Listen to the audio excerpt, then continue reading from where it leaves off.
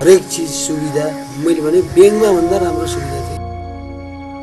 काम गर्न चाहिँ नोटो पाइरहेको थिएँ मौनी त्यो त पाइरहेको त्यो पनि पाएको छैन आज ढुङ्गो कुद्नु पऱ्यो। अहिले त सबैको घर पनि शून्य छ, पसल पनि चल्दैन। यहाँ त दिउँसै आएर मान्छे मारेर गए पनि कसैले नदेख्ने भयो। त्यसको जुन चिम्नीबाट निक्लिने मुस्लो थियो त्यो धेरै टाढा टाढासम्म फैलिरहेको थियो, धेरै टाढाबाट देखिन्थ्यो पनि। धुलो कम भइदा पनि वातावरण चाहिँ स्वच्छ नै भएको थिएन। प्रदूषण भएकै कारणले बन्द भयो हो भनेर म यो मान्न चाहिँ म तयार छैन। राजनीति चाहिँ हिसाब किताबले चाहिँ व्यक्तिगत चाहिँ आफूलाई असर पर्यो, आफ्नो घरतिर चाहिँ धुवा आयो भन्ने हिसाबले मात्रै बन्द भयो यो। यी एउटा यस्तो उद्योगको बारेमा गरिएका चर्चाहरू हुन् जसको स्थापनाले तात्कालीन समयमा मुलुकलाई यसकै जस्तो विदेशी उत्पादनको तुलनामा सन्तुष्ट तुल्याएको थियो।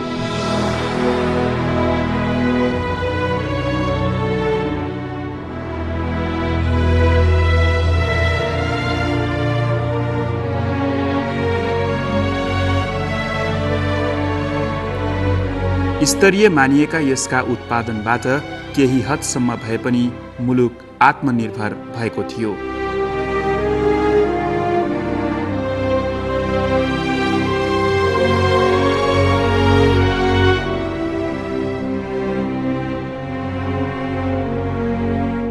अहिले यस वरपरका क्षेत्र दिउँसै पनि शान्त देखिन्छ।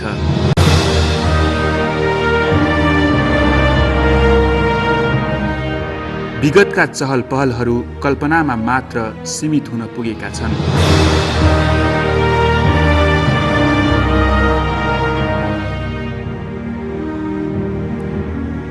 देशको जेठो सिमेन्ट उद्योग बन्द भएको छ।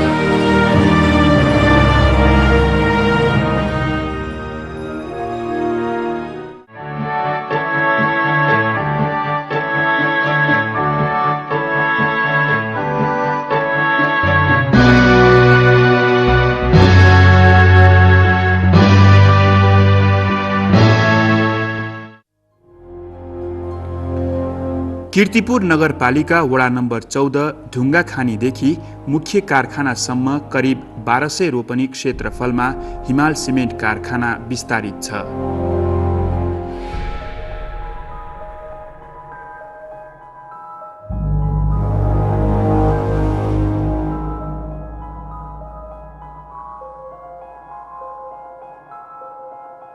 ढुङ्गाखानीबाट प्राप्त ठूला ठूला चुन ढुङ्गाहरूलाई यो विशाल मेसिनमा फोडेर सानो आकार दिएपछि रोलर बेल्टको माध्यमबाट चुन ढुङ्गा तथा अन्य स्थानीय कच्चा पदार्थहरूको यात्रा मुख्य कारखानासम्म सिमेन्ट बनाउने विभिन्न उपकरणहरूमा प्रशोधनका लागि हुने गर्दछ।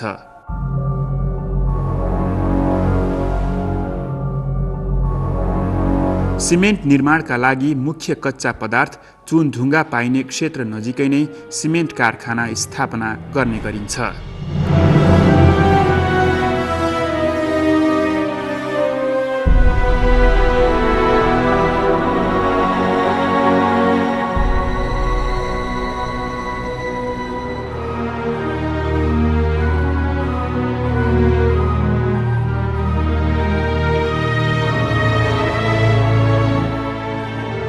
विक्रम सम्वत 2023 साल फागुन 8 गते 7.5 करोड रुपैयाँको लागतमा हिमाल सिमेन्ट कारखानाको स्थापना भएको थियो।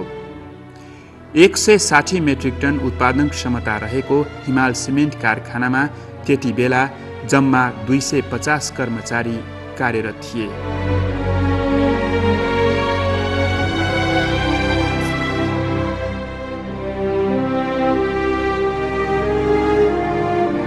कारखानाको आवश्यकता तथा समयको माग अनुसार विभिन्न समयमा क्षमता विस्तारका लागि थप आधुनिक उपकरणहरू जडान गर्दै लगियो।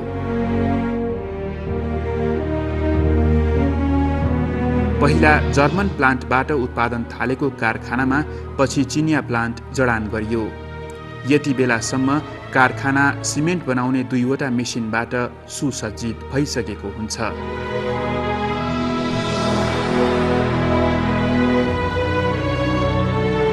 परम्परालाई निरन्तरता दिँदै मुलुकका सत्तासीन राजनैतिक हस्तीहरूबाट शिलान्यास तथा उद्घाटनहरू पनि हुँदै गयो।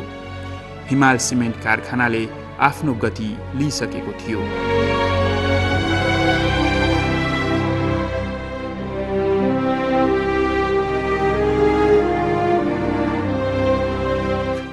विक्रम सम्वत 2051-52 साल अघिसम्म पनि हिमाल सिमेन्ट कारखाना सुचारू सञ्चालनमा रहेको थियो। कर्मचारीहरू खुसी थिए। त्यति बेला कुनै पनि ब्याङ्कको भन्दा हिमाल सिमेन्ट कारखानाको ठूलो आकर्षण जागिर गर्नेहरूमाझ थियो।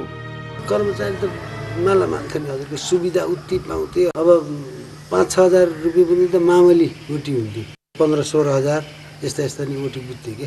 अब के फेसिलिटी भन्ने कुरो यहाँ भनेर त्यस्तो राम्रो सञ्चालन हुँदै आएको। कृषि विकास ब्याङ्कमा जागिर नखाएर म चाहिँ यहाँ आएर जागिर खाएको, यस्तो राम्रो थियो। सिमेन्ट कारखाना भएकोले कारखानामा काम गर्दाका बखतमा दुर्घटना भई मृत्यु भएका कर्मचारीका परिवारका लागि विभिन्न कल्याणकारी योजनाहरू लागू गरिनुका साथै कर्मचारीको कार्य प्रकृति अनुसार नियमित स्वास्थ्य परीक्षण तथा परामर्श इत्यादि जस्ता सुविधा हिमाल सिमेन्ट कारखानाले आफ्ना कर्मचारी तथा उनीहरूका आश्रितलाई उपलब्ध गराउँदै आएको थियो। यिनीहरूलाई मास्क थियो, चस्मा थियो, सब सुविधाहरू थियो। मैले जाने अनुसार अब डाक्टर बेकायदा यहाँ आएर त्यो मेडिकल देख्नु पऱ्यो होइन। मेडिकलमा आएर डाक्टरले रोजै आएर चेक गर्थे, नभए यही सालको एकखेर टोटली चाहिँ कर्मचारीलाई 100 हुन्थ्यो यहाँ। के गडबड त भयो होइन भनेर। अब मिलतिर काम गर्नलाई खानाको डाइट केरा भयो, अन्डा भयो, भनौँ न त्यस्तो फेसिलिटी धेरै राम्रो थियो।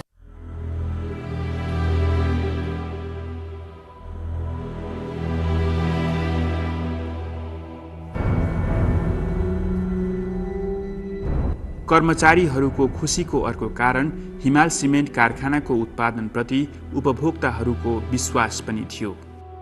कति स्ट्यान्डर्ड थियो। अब 35-40 ग्रेड त्यो 40 ग्रेडको चाहिँ 42-43 ग्रेडको सिमेन्ट हो। तर पनि 55 ग्रेडका सिमेन्ट पनि आज चर्केका छन्। तर त्यो 40-42 ग्रेडको सिमेन्ट अहिलेसम्म केही पनि भएको छैन। अब त्यसको मागको त अब मैले कुरै गर्नु परेन कस्तो थियो भन्ने कुरा। किनकि आफ्नो चाहिँ घरमा कसौडीमा पका भात कस्तो हुन्छ र होटलमा गएर खाने भात कस्तो हुन्छ त्यो त स्वाद तपाईँले पनि बुझ्नु भएको छैन। यहाँ त लाइनका लाइन क्युका क्यु हुन्थ्यो। कहाँ सप्लाई गर्न सक्थ्यो र त्यसरी सिमेन्ट? सोर्स लाउनु पर्छ हिमाल सिमेन्ट लिनलाई। बिना सोर्सले हिमाल सिमेन्ट पाइन्थेन।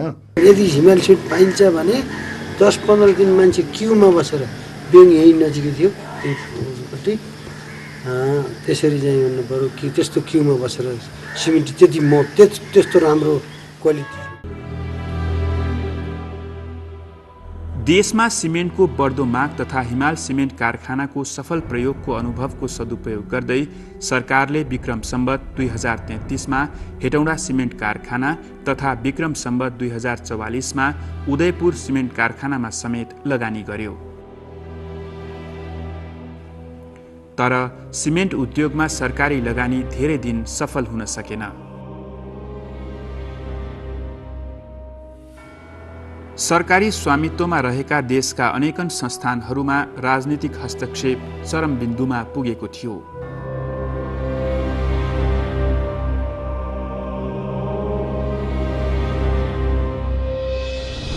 यसबाट ढिलै भए पनि हिमाल सिमेन्ट कारखाना अछुतो रहन सकेन। 160 मेट्रिक टन उत्पादन क्षमता र 250 कर्मचारीबाट सुरु भएको यो कारखानामा कर्मचारी सङ्ख्या 693 सम्म पुग्यो। सिमेन्ट उत्पादन गर्ने थप एक प्लान्ट सहित उत्पादन क्षमता भने 370 मेट्रिक टन पुगे पनि पछिल्ला समयमा आएर कारखानाबाट कुल क्षमताको 25% मात्र सिमेन्ट उत्पादन भयो। जबकि 693 कर्मचारीलाई दिइने तलब र कारखाना सुचारू सञ्चालनका लागि कुल क्षमताको 50% उत्पादन जरुरी थियो।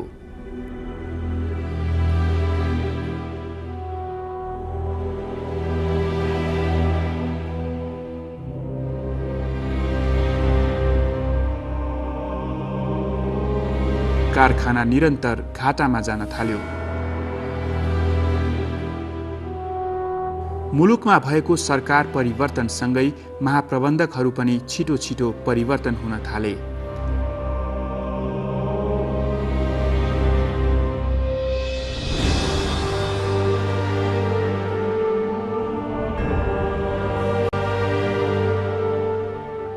यस्तो परिवर्तन कारखानाको भन्दा पनि निजी स्वार्थतर्फ उन्मुख हुँदै गयो।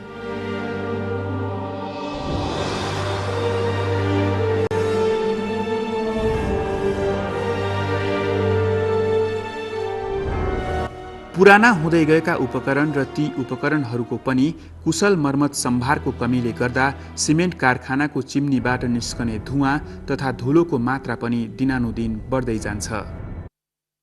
हिमाल सिमेन्ट बाइ इटसेल्फ एउटा चाहिँ major source of air pollution भइरहेको थियो र त्यसको जुन चिम्नीबाट निक्लिने मुस्लो थियो त्यो धेरै टाढा टाढासम्म फैलिरहेको थियो, धेरै टाढाबाट देखिन्थ्यो पनि र त्यसले स्थानीय वातावरणमा त असर परेको छ भनेर स्थानीय वासीहरूले पनि बारम्बार भनिरहेकै छ। त्यो भने वातावरण कस्तो वातावरण भयो त्यो म जे पनि भनिदिन्छु भन्नुहोस् त। पोल्युसन भनेर हामी यहाँको गाउँलेहरूले अलिकति विरोध चाहिँ गरेकै नै हो, तर गर्दाखेरि जुन बाहिरको मान्छेहरूले अलिकति पोइन्ट पाए। कारखानाले फैलाएको धुवाँ तथा धुलोको विरोध सर्वप्रथम चोभार क्षेत्रकै बासिन्दाबाट भयो। स्थानीय बासिन्दाको विरोधले समय बित्दै जाँदा विभिन्न वातावरणीय सङ्घ संस्थाको पनि साथ पाउँछ। कथा यतिमा मात्र सकिन्न। स्थानीय तहमा भएको सानो विरोधले अब राजनीतिक नाराको रूप लिइसकेको हुन्छ। आफूहरूले गरेको विरोधको परिवर्तित रूपबाट यस उद्योगसँग वास्तवमै सम्बन्धित यहाँका बासिन्दा तथा कर्मचारीहरू विरोधले ल्याउने भयावह परिणतिका बारेमा सोच्न पुग्दा ढिलो भइसकेको हुन्छ। 2058 पौष 5 गते मुलुक सङ्कटकालीन अवस्थाबाट गुज्रिरहेका बेला प्रदूषण फैलाएको कारणबाट कारखानालाई राजधानी बाहिर सार्ने तथा कर्मचारीहरूलाई अनिवार्य अवकाश दिने गरी हिमाल सिमेन्ट कारखाना बन्द गरिन्छ। पुरा वातावरणलाई प्रदूषित गर्यो भन्ने कारण नै सो गरेर सिमेन्ट सरकारले बन्द गरे हो। त्यसमा चाहिँ लस कति भयो, के भयो, कसो भयो भन्ने कुरा थिएन, खालि मुख्य नै प्रदूषणको कारणले बन्द गरे। प्रदूषण अब काम गरेपछि बारीमा खने त अलिअलि धुलो त उड्छ नि, कारखाना चलेपछि त अलिअलि आउँछ, खानु पर्या निम्ति सहनु पर्छ। अब यो हिमाल सिमेन्टको वरपर चाहिँ जाँदाखेरि चाहिँ नि 350 चाहिँ नि निक्ल्यो। अब युनिभर्सिटीको गेटमा जाँदा र चाहिँ उहाँ भत्किया पार्टीमा चाहिँ जुन अहिले सशस्त्र प्रहरी बसिरहेको छ त्यहाँ गएर जाँदा चाहिँ 800 निक्ल्यो। पोल्युसन कहाँ बढी भयो त? कहाँ छ पोल्युसन बढी? कारखानामा एनआइडिसीले सिल सहित तालाबन्दी गर्छ, तर कारखाना कहाँ र कुन ठाउँमा सार्ने यसको जवाफ अहिलेसम्म पनि कसैसँग छैन। चल्दा चल्दै कारखाना 81 हजारको भरमा निर्णय गरेर कारखाना बन्द गराए। कर्मचारी हटाउने ठर्न ठेगान त्यो बौला तालले मतलब निर्णय गरिदियो क्या।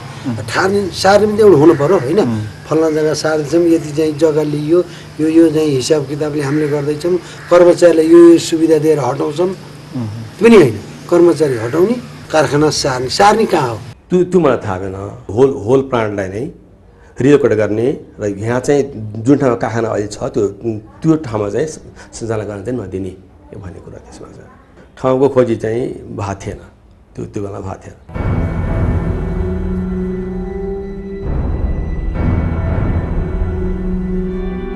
प्रदूषण नियन्त्रणका लागि कारखानाले प्रयास नगरेको पनि होइन।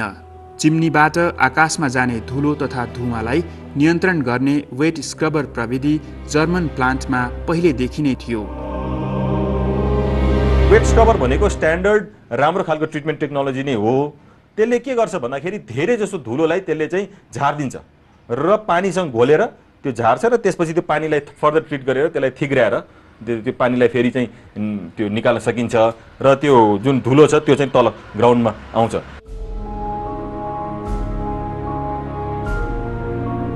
कारखानामा चिनिया प्लान्टका लागि पनि उपकरणहरू ल्याइसकेको तथा त्यसको जडानका लागि आवश्यक पूर्वाधारहरूको तयारी पनि केही मात्रामा पूरा भइसकेको थियो। तर चिनिया प्लान्टमा वेट स्क्रबर उपकरण जडान गर्ने योजना अधुरै रह्यो।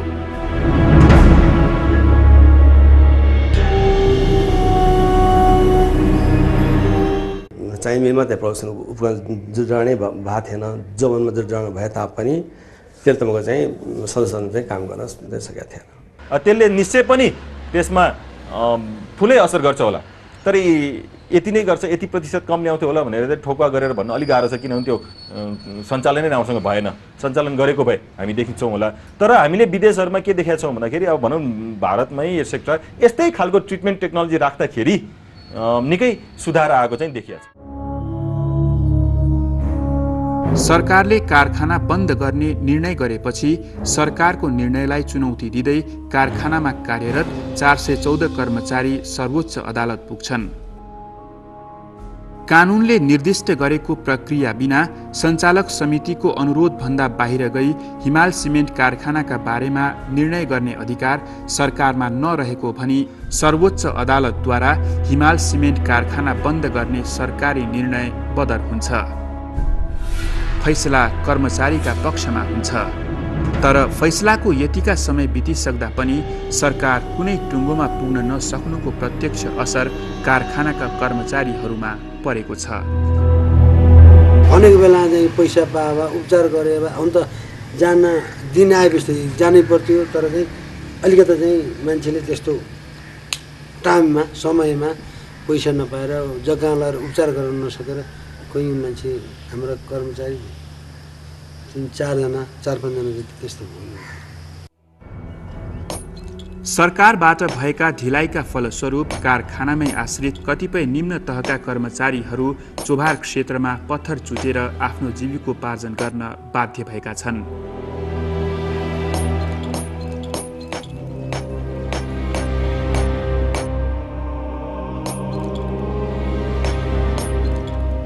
पत्थर आपूर्तिको स्रोत भएको छ कारखानाकै स्वामित्वमा रहेको ढुङ्गा खानी।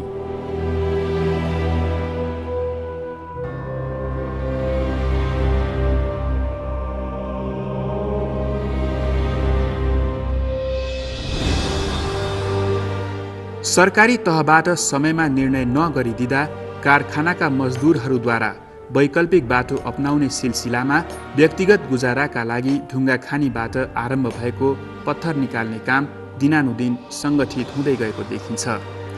यो काममा अब आएर कारखानाका मजदुरहरू कम र बाहिरी मानिसहरू बढी संलग्न हुन थालेका छन्। यो गैर कानुनी कारोबारमा कारखानामा ताल्चा लगाउने स्वयं एनआइडिसीको पनि ध्यान पुगेको देखिँदैन। अब हेर्नुहोस् त्यो को एनआइडिसीले लाओ कि अथवा को आएर एनआइडिसी मार्फत ठेकदार आएर त्यो ढुङ्गा चाहिँ लगिरहेछन् कि माइनिङ जुन चाहिँ हिमाल सिमेन्टको प्राविधिक दृष्टिकोणले जुन त्यो माइनिङ एरियाको पश्चिम साइड भनौँ न, पश्चिम साइडमा त्यहाँ चाहिँ नै ढुङ्गा झिक्नु हुन्न, किनभने त्यहाँ ढुङ्गा झिक्दा पहिरो गएर भोलि गाउँ बस्तीलाई असर पर्छ भन्ने कुरोको सोच थियो। अब अहिले त त्यहाँ पनि ढुङ्गा झिकिरहेछ, भोलि कदम कदाचित भोलि यस्तै हिसाबले भएर गयो भने त यो गाउँ चाहिँ गएर पछि चाहिँ पर्न सक्छ।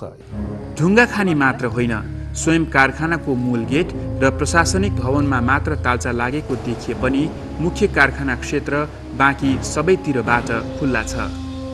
सडक किनार र मूल गेटतिरबाट मात्र घेरिएको कारखानाको पूर्वतर्फ बग्ने बागमती नदी क्षेत्रबाट जुनसुकै उद्देश्य लिएर जो पनि आउन सक्ने भएकाले कारखानाभित्रका विभिन्न उपकरणहरू चोरी पनि हुने गरेका छन्।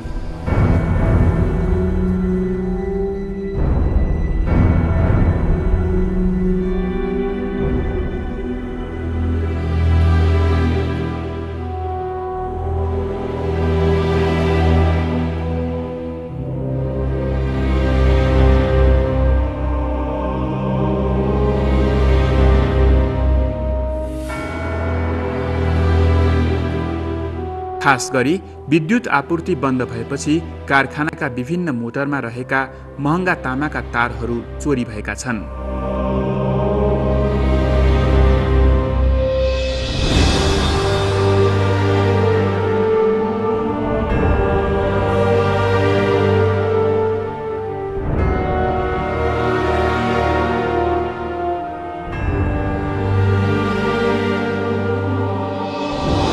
अब अहिले त चाहिँ लथालिङ्गै छ, काहीँ केही नै छँदै छैन कि हिमाल सिमेन्टको त पालिन छैन, चौकीदार छैन, रेखदेख छैन, केही पनि छैन। यो त ब्रह्मलुट भइछ राष्ट्रिय सम्पत्ति त। यो जुन एनआइडिसीले आफ्नो हस्तक्षेप गरेर आफ्नो जिम्मामा लियो हिमाल सिमेन्ट, लिएपछि करिब 8 महिना जति भयो होला तेल लिएपछि अहिले मलाई जहाँसम्म लाग्छ 10-12 करोडको सामान चोरी भइसक्यो। मेरो हिसाबमा 10-12 करोडको सामान चोरी भइसक्यो। 60-65 जना थियौँ 45 सालमा आउँदाखेरि त्यस्तो त्यो पोस्टर जताततै अब ओपन अहिले धेरै भत्किने पनि गयो। यो बागमतीतिर पुरा ओपनै छ। यो दाङमा भत्किने गयो। अहिले त कतिजना छ म कति 10 जना छौँ। अब 10 जना माथि गएर हेर्ने कि तल हेर्ने यता हेर्ने सारा ओपन छ। यता गयो उता जङ्गल देखिहाल्नु। अझै 1 नम्बर चाहिँ बत्ती लाइन काट्दिने आउँदाखेरि चोरी चाहिँ भयो। कारखाना चल्दा माल सामान लिन आएका ट्रकका लामहरूलाई सेवा पुर्याउन समेत नभ्याउने चोभार क्षेत्रका विभिन्न व्यापारको अवस्थामा आकाश जमिनको परिवर्तन आएको छ। कारखाना बन्दसँगै कैयौं पसल तथा व्यापार बन्द भइसके। पहिला भनेदेखि अब स्टाफहरू धेरै हुनुहुन्थ्यो होइन, चल्दाखेरि अब अहिले स्टाफहरू हुनुहुन्न, कोही छैन, सुनसान छ, केही छैन यहाँ मान्छेहरू होइन। यहाँ बस्नलाई त गाह्रो छ अहिले, कोही केही आउने होइन, व्यापार त भिन्नता भइहाल्छ, कमी त कमी नै छ। ढुङ्गो पेलेर सुनको पैसा आउने ठाउँ होइन यो, ढुङ्गो पेलेर सुनको पैसा आउने ठाउँ होइन यो अमेरिका यो त डलर फल्ने ठाउँ यो। मान्छे पठाइदियो मान्छेले होइन भन्नुहोस्, हुने नहुने काम गरिदियो मान्छेले। यहाँको मान्छेले धेरै सुविधा छ नि, कारखाना चल्यो भने काम गरेर खान पाउँछ, सबैको पसल राख्नेको पसल चल्छ, घर खाली हुँदैन, कोठामा मान्छे बस्छ, 2-4 रुपियाँ भयो भने आउँछ, खान पाउँछ। अहिले त सबैको घर पनि शून्य छ, पसल पनि चल्दैन। यहाँ त दिउँसै आएर मान्छे मारेर गए पनि कसैले नदेख्ने भयो। वातावरण प्रदूषण गर्ने अधिकार कसैलाई पनि छैन, स्वयं सिमेन्ट कारखानालाई पनि। तर वातावरण प्रदूषणको नाममा अरबौंको राष्ट्रिय सम्पत्ति तथा यसैसँग गाँसिएका थुप्रै प्रश्न तथा जीवनको टुङ्गो नलगाइकनै कारखाना बन्द गरिनुलाई कस्तो औद्योगिक दूरदर्शिता मान्ने। सिमेन्टलाई प्रदूषण भएकै कारणले बन्द भयो हो भनेर म यो मान्न चाहिँ म तयार छैन। राजनीति चाहिँ हिसाब किताबले चाहिँ व्यक्तिगत चाहिँ आफूलाई असर पर्यो, आफ्नो घरतिर चाहिँ धुवा आयो भन्ने हिसाबले मात्रै बन्द भयो हो। यो यिनको मान्छे सबै चाहिँ बिगारेका काग सबै नेता बढी 700 जनता 900 नेता भएको ठाउँ यो। 700 जनता 900 नेता भएर यसरी डिसी मानि गएको यही।